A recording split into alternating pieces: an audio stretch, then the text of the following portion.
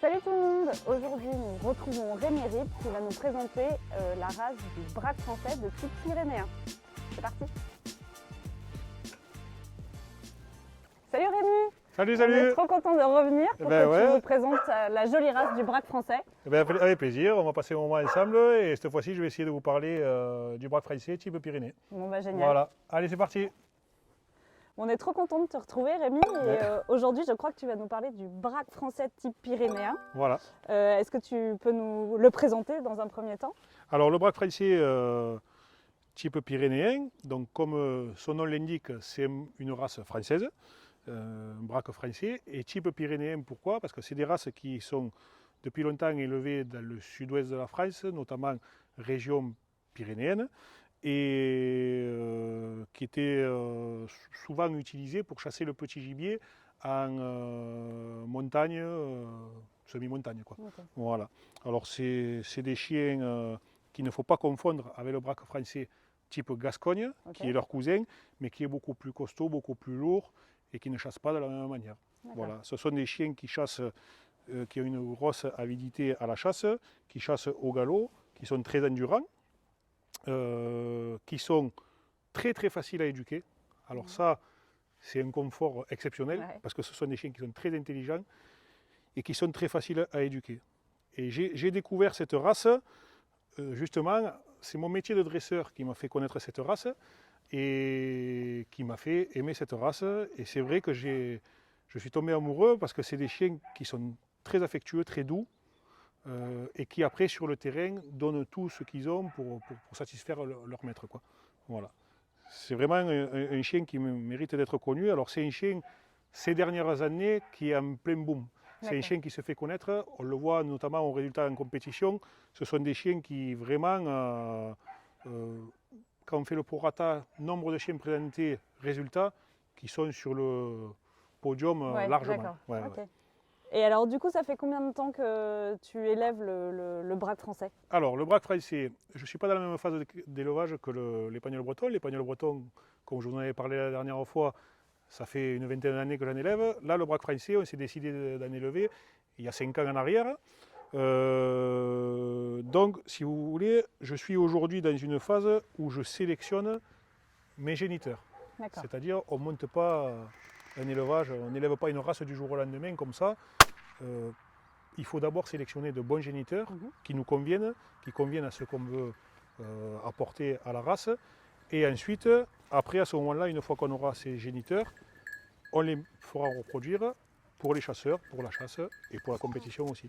Là, vous voyez, c'est une chienne, Mendy, c'est une chienne qui est déjà championne de printemps, qui a gagné l'échelle des valeurs en couple au printemps 2022. Donc c'est une chienne qui a montré de très très belles aptitudes au travail et qui va, je l'espère, nous donner de super sujets pour garder pour notre élevage et pour satisfaire des chasseurs.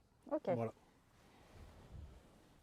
Alors du coup Rémi, comment on démarre en amont un élevage en fonction des géniteurs, comment tu sélectionnes en fait Alors, bon, on a réinventé tous les élevages. Quand on veut démarrer dans une race, eh bien, on fait une sélection des chiens qui peuvent nous plaire.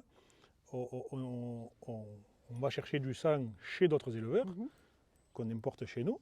Et après, on fait notre propre sélection. C'est-à-dire que chaque élevage a sa propre identité, sa propre façon de faire, sa propre façon de travailler. Moi, par exemple, dans l'élevage, je pense, c'est ma façon de penser, je pense que la base d'un élevage, ce sont les femelles. Alors les femelles, même si elles sont moins représentées que les mâles en compétition, ce sont quand même elles qui sont à la base des élevages. Elles sont peut-être moins représentées parce que bon, elles ont quelques sauts d'humeur avec des fois les chaleurs, tout ça et tout. Donc un mâle, on a moins ce problème-là. Mais pour moi, il est très très très important de sélectionner nos futures reproductrices sur le terrain. Alors même si on ne les met pas en concours, rien ne nous empêche de les sélectionner à la chasse. On n'a pas besoin d'aller forcément en concours pour voir si une chienne a les qualités ou pas. Mais on attache beaucoup beaucoup d'importance à la sélection des femelles, à nos futures reproductrices. C'est-à-dire qu'avant d'aller à la reproduction, il y a vraiment tout un protocole, tout un cursus pour les chiennes. Quand elles remplissent toutes les cases, au niveau santé, au niveau qualité de travail, au niveau équilibre, à ce moment-là, on décide de les faire reproduire, mais pas avant.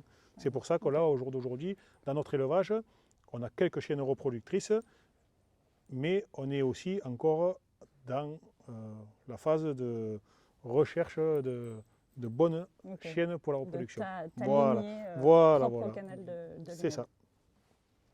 Alors, par rapport à notre première rencontre avec les Épagnols bretons, on se rend compte que le braque français a une approche très différente, un tempérament très différent de l'Épagnol. Alors, ce sont deux chiens complètement différents. Je vous avais expliqué la dernière fois que l'Épagnol breton, c'était un chien qui était très vif, très braconnier, très malicieux. Le braque français, c'est tout le contraire. C'est un chien qui est très doux, très câlin, très appliqué. Comme l'Épagnol breton, très intelligent aussi, qui a une grosse faculté à être éduqué, c'est-à-dire qu'il s'éduque très très facilement, il comprend très très bien les choses. Un petit peu de travail tous les jours facilite vraiment les choses avec lui et on arrive à vraiment avoir d'excellents résultats, des résultats facilement. Voilà. Et du coup, ça à ne pas confondre avec le braque allemand. Ah non, ça n'a rien à voir. C'est deux races complètement. Ce sont des bracoïdes tous les deux, mais le braque allemand, comme son nom l'indique, c'est une race allemande. Le braque français, c'est une race complètement différente. Et même au niveau caractère, ça n'a absolument rien à voir. Voilà. Le braque français, c'est un chien, vous l'avez à la maison, c'est un chien qui va se mettre dans un coin sur son panier, qui va... Vous oubliez que vous avez un chien très discret, très cool. Par contre, sur le terrain, c'est un chien qui est très polyvalent, qui s'adapte en plaine, qui s'adapte au bois, qui s'adapte à tout type de chasse, mais qui est vraiment, qui passe d'un état d'esprit à l'autre, c'est-à-dire en compagnie, dans la famille, il est très calme. Dès qu'on le met sur le terrain, après, là, c'est tout autre chose. Oui, tout dépend en fait ce que le chasseur attend, on va dire, dans son noyau familial. C'est ça. Mais c'est vrai que c'est un chien qui est vraiment très adapté à la vie en famille, qui adore ça, quoi. Qui adore ça et qui aime son petit confort aussi, les petites couvertures, les petits plaids, voilà. Donc comme on l'avait fait pour les Épagnols bretons, je vais vous montrer avec Tapas, qui est âgé de 3 mois, le petit exercice de la canne à pêche pour vérifier son instinct d'arrêt. Voilà, et son intérêt pour une plume. Voilà, je vais vous montrer ça. Allez, viens, hop. Allez, viens. Alors, vous voyez là, le premier réflexe d'un chiot, c'est d'essayer d'attraper. Voilà, et après quand il voit qu'il ne peut pas attraper, instinctivement, il va essayer. Hop, alors là, vous voyez, il a essayé d'attraper.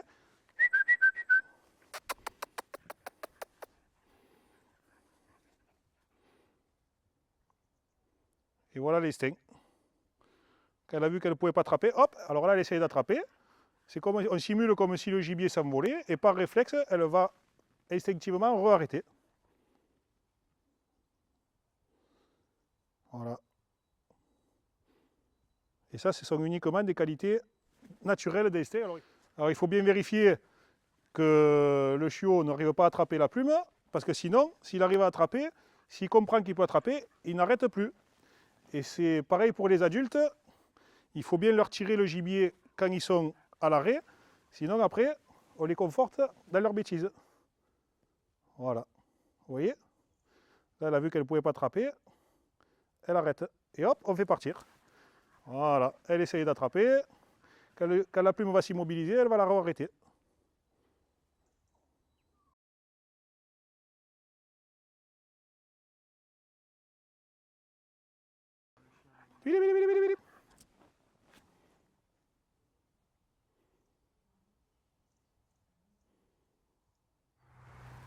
Alors là, tu vas nous présenter donc, le braque français de type pyrénéen sur le terrain. Voilà, c'est ça. Donc, qui va participer à ce parcours? Là, ce matin, je vous ai présenté Mendy à la maison. Je vais vous la montrer maintenant sur le terrain pour vous montrer ce que peut donner un petit braque français sur le terrain, dans la quête, dans la prise de poing, prise d'arrêt, le respect du gibier, enfin un petit peu tout ça. Voilà. Bah super, c'est parti alors. Voilà, c'est parti. Allez.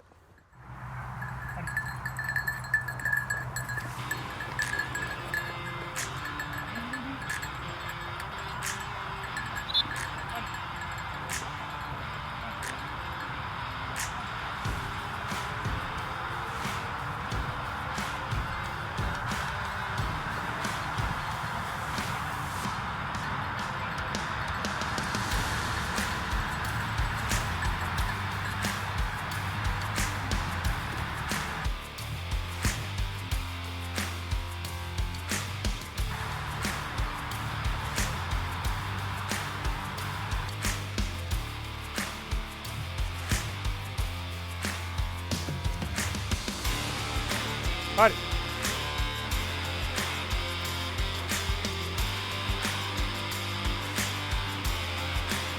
Allez. Allez.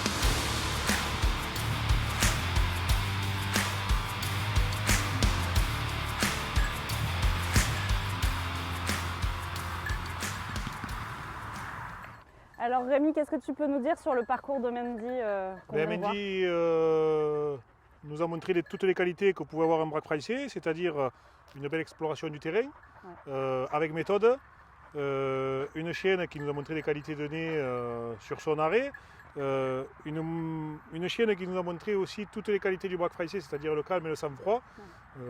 Elle est à l'arrêt, vraiment, elle est restée d'un calme impassible. C'est vraiment les qualités, tout ce qu'on demande à un braque français, c'est-à-dire l'esprit de recherche, de rester calme sur les oiseaux et de rester calme dans l'ensemble de sa prestation. Voilà. Il ne faut pas de nervosité, il ne faut pas de... Oui, donc finalement, même dans leur parcours et dans la chasse, on retrouve ce caractère propre au braque. C'est ça. Qui est différent de l'épagnol breton qu'on avait vu précédemment. C'est-à-dire que dans chaque race, on voit des traits de caractère qui ressortent.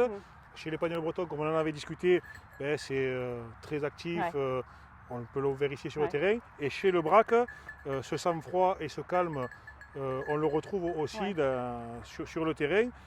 Mais ça n'empêche pas que ce soit des chiens hyper passionnés et qui aient un gros esprit de recherche. Voilà. Donc l'un n'empêche pas l'autre. On peut être très passionné par la chasse et par le gibier, tout en restant un caractère froid et calme. Voilà. En tout cas, Rémi, encore un immense merci pour cet accueil, avec toujours autant de passion. On était ravis de découvrir le braque français de type pyrénéen, qui est apparemment un chien un peu moins connu, mais qui est en pleine explosion. Exactement. Voilà. Et qui devient très populaire auprès des chasseurs, de plus en plus de chasseurs, sur beaucoup de biotopes différents, et qui s'adapte très bien à toutes les situations. Voilà. C'est un chien qui mérite d'être connu. En tout cas, on était ravis et on espère que ça va faire une bonne pub pour cette belle race. On apprécie beaucoup. En tout cas, l'équipe Nature Dog te remercie pour tout. Merci. À vous.